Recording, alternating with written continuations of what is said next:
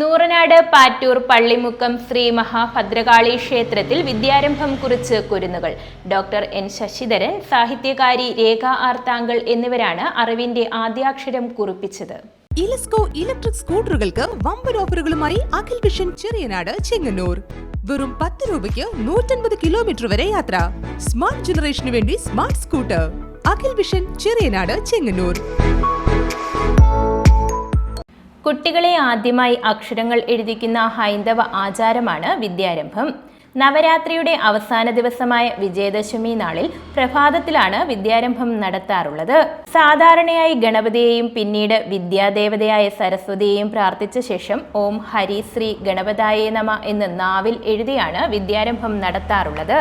പിന്നീട് അരി നിറച്ച പാത്രത്തിൽ ചൂണ്ടുവിരൽ കൊണ്ട് ഓം ഹരിശ്രീ ഗണപതയേ നമ, അവിഘ്നമസ്തു, ശ്രീ ഗുരുഭ്യോ നമ എന്ന് എഴുതിക്കുകയോ ചെയ്യുന്നു.